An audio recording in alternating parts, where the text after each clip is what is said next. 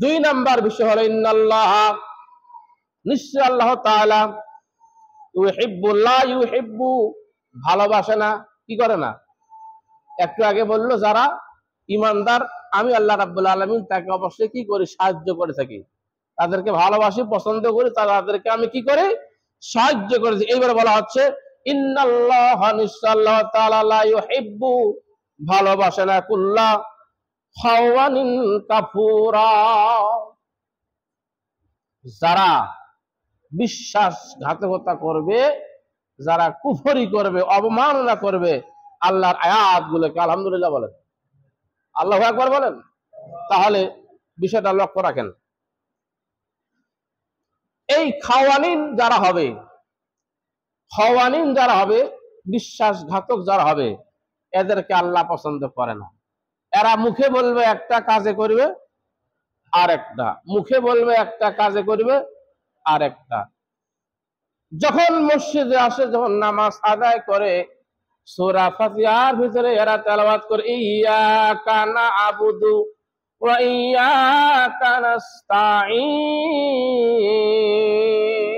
আলহামদুলিল্লাহ, আল্লাহ কেবল আপনার ওই আমরা ইবাদত করে থাকি, গোলামি করে থাকি, দাসত্ব করে থাকি, আল্লাহ শুধু আপনার কাছে আমরা সাহায্য প্রার্থনা করি, ঠিক কিনা? এই আয়াতের অর্থ এইটা কিনা? আমি নামাজে বললাম আল্লাহ শুধুমাত্র কেবলমাত্র আপনার গোলামি করি, আপনার দাসত্ব করি, আপনার হুকুম মানি, পৃথিবীর কারো কাছে আল্লাহ আমরা চাই না, শুধুমাত্র কেবলমাত্র আপনার কাছে আমরা সাহায্য প্রার্থনা করি। নামাজে বললাম কি বললাম না? এইখান থেকে বাইর হয়ে যাওয়ার পরে আল্লাহ তুমি বাদ দিয়ে আরো অনেক আইনদাতা আছে, আরো অনেক বিচারদাতা আছে, তুমি বাদ দিয়ে আরো অনেক ইলা আছে, আল্লাহ তোমাকে অবমাননা করিয়া, অযোগ্য ঘোষণা করিয়া, মানব রচিত আইনে সাক্ষ্য দান করলাম। কথা কয় না রে, এটা আরো বিশ্বাসঘাতক। এটা কি বিশ্বাসঘাতক কিনা? এটা আরো বিশ্বাসঘাতক। এই আয়াতের তাফসীর এটা যথার্থ তাফসীর। আল্লাহকে রাজি খুশি করার জন্য কুরবানি দিল, কিন্তু নিয়ত হলো গোশত খাওয়া। নিয়ত কি করা? ইব্রাহিম গোশত খাওয়ার জন্য ইসমাইলকে কুরবানি দিয়েছিল, বুঝি? হ্যাঁ, আল্লাহকে খুশি করার জন্য। কাকে খুশি করার জন্য? আমরা জামাইকে খুশি করার জন্য, বেহাইকে খুশি করার জন্য। কথা কয় না? আত্মীয় স্বজনদের খুশি করার জন্য কুরবানি জানোয়ার কিনিয়া দুই চার জায়গায় আবার কল দেয় যে দুইটা কুরবানি এত বড় বড়। এই যে বাহাদুরি গল্প যদি কারো থাকে, আপনার কুরবানি ওইখানে শেষ হয়েছে। বাহাদুরি গল্প দেওয়া যাবে না, গল্প তো দিতে হবে আল্লাহর দরবারে। কার দরবারে? তবে নামাজ রোজা হজ যাকাত যদি কম হয়, কুরবানির ব্যাপারে মানুষের খুব আগ্রহী। কথা কয় না? ছোট করলাম না, না না ছোট করলাম না। এই আয়াতের তাফসীর এটা 38 নম্বর সূরা হজের 38 নম্বর আয়াতের তাফসীর দেখবেন। কারণ এর ভিতরে একটা স্বার্থ আছে, গোশত খাওয়ার একটা ব্যাপার আছে, আত্মীয়তার একটা ব্যাপার আছে, মান সম্মানের একটা ব্যাপার আছে। যদি এরকম কিছু হয়ে থাকে তাহলে বলা হচ্ছে খাওয়ানিন, এ হলো বিশ্বাসঘাতক। কি এরা চালবাজি করে আল্লাহর সঙ্গে, এরা আল্লাহকে বিশ্বাস করে না, প্রকৃত পক্ষে এরা ইমানদার নয়, এরা হলে খাওয়ানিন। এই সমস্ত খাওয়ানিন যারা হবে, কাফুরা যারা হবে, বিশ্বাসঘাতক অকৃতজ্ঞ যারা হবে, আল্লাহ বলেন ইউহিব্বু, আমি তাদেরকে ভালোবাসি না, আমি তাদেরকে সাহায্য করি না।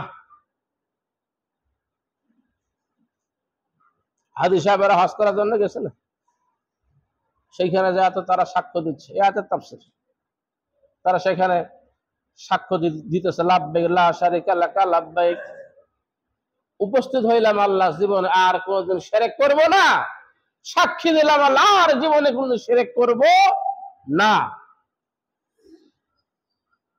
এই লোক ওইখানে ওই সাক্ষী দিল, দেশে আসিয়া আগে যে চরিত্র ছিল আর চাইতে বেশি খারাপ হয়ে গেছে। বেটিকে একটা সোনার হার দিয়া বিদায় করে দিল, জামা যা, জামা যা, কামাই করিয়া খা। বেটি একটা ছেলের অর্ধেক অংশ পাবে, পাবে কি পাবে না? একটা ছেলে যা পাবে তার অর্ধেক অংশ কে পাবে? মেয়েটা পাবে।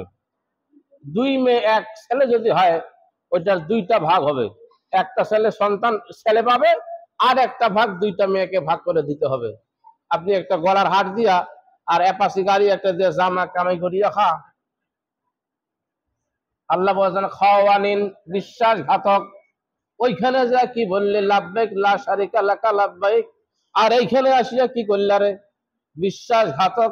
লা ইউহিব্বুল, আমি তোমাকে কোনোদিন ভালোবাসি না যারা এরকম বিশ্বাসঘাতক হয় আর যারা অকৃতজ্ঞ হয়। সুতরাং নামাজের মধ্যে মানুষ দেখানো আছে, হজের মধ্যে মানুষ দেখানো আছে, কুরবানির মাধ্যমে মানুষ দেখানো আছে, আছে না নাই? আল্লাহ দেখানো যদি হয়, লিল্লাহ যদি হয়, তাহলে আল্লাহ বলেছেন এরা হলো ইমানদার। এই ইমানদারদেরকে আমি সাহায্য সহযোগিতা করে থাকি।